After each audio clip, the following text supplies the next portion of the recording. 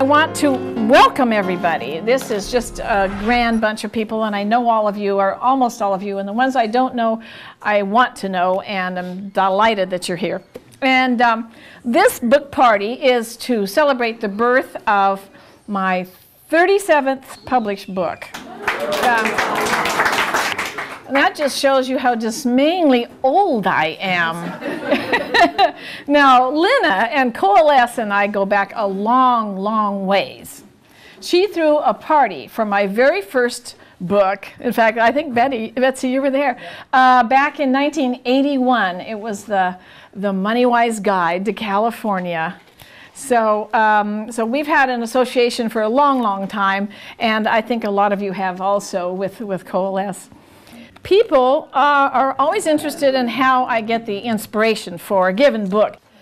Well, you know, I research it laughing. This was the funniest book to ever, that I've ever, I mean, the material is just, it's so much like this business with Pliny where you know, it's almost done deadpan, and yet it's, to us, it's very funny because their imaginations went in directions that ours just had no idea of. And so I think that's one of the reasons that I got so much of enjoyment out of it. But the other part, too, is that their sexual identity was so fluid. It was different than ours.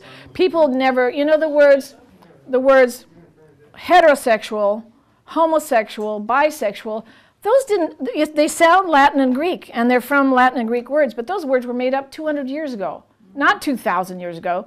They thought that they would have looked at you, you know, wondering what you were talking about, because they didn't think in those terms. And in some ways, they were much freer and much more joyous in their sexuality than we are.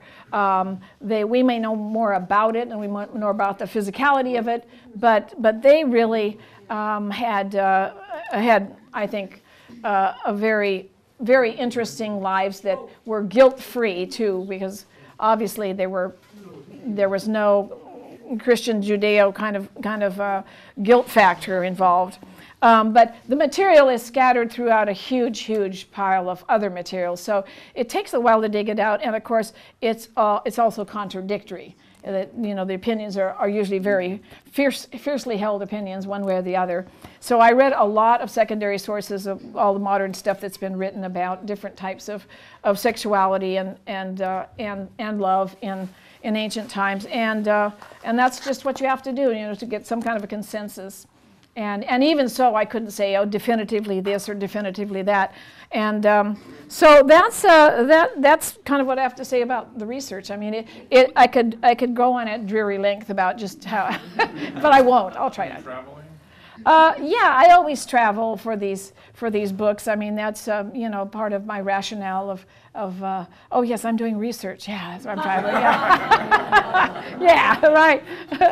Vicki, how long did it take you to research this book?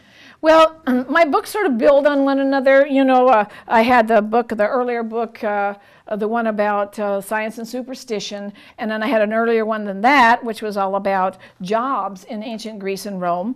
And prior to that, had all these uppity women books. And each book builds on the other. What happens is you're going along, and in something like Pliny, which is, you know, he talks about everything, soup to nuts. So consequently, what you do is you'll run across something you're looking for, but along the way you'll find 5 things that are just absolutely too great to pass up. So you make files of them. And so my house, you know, is a sea of paper, you know, and files. And it takes a while, but for example, while doing this Sex and Love book, I ran across wonderful stuff about ancient medicine and healing. And some of it was directly applied, but a bunch of it didn't. So I started files on that, because that is what I'm going to do next. And so it's not, you're sort of not working in a vacuum. You have a huge array of sources, and you're drawing from them and reading them, you know, for specifically, you know, certain specific topics, but along the way, you have all these wonderful serendipitous finds. And that's how I go about it. Now, other people may do it differently. Yes, sexus is just the Latin word for sex. So it actually means the joy of sex. And of course, I was thinking partly of that famous book back in the 60s or 70s that Alex Comfort wrote, which was one of the breakthrough books. Remember, because they had the beautiful paintings in it, and it made it made the whole subject of sex sort of beautiful and non-pornographic. It was very graphic, and yet it was really very tasteful too. And also it was sort of a book that wasn't this, you know, threatening thing about, okay, you've got to be really athletic to do this, you know. Yeah. So that's it's a play on, a little bit of a play on that. So this is sort of the joy of sex, but BC mostly, you know. But my book runs from about 600 BC through about 350 AD, which covers, you know, the Roman Empire to more or less the last gasp, and plus, you know, early Greece and the Etruscans and so on. So it's about 1,000 years, and so there's certainly not going to be everything in the book about what every community, you know,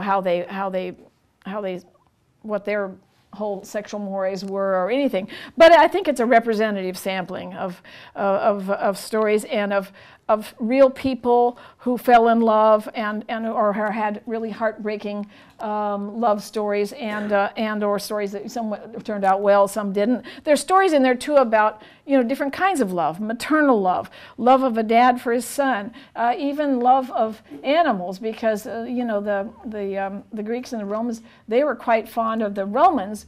The Greeks loved dolphins. I mean, they just loved them to distraction. So there are a lot of dolphin love stories.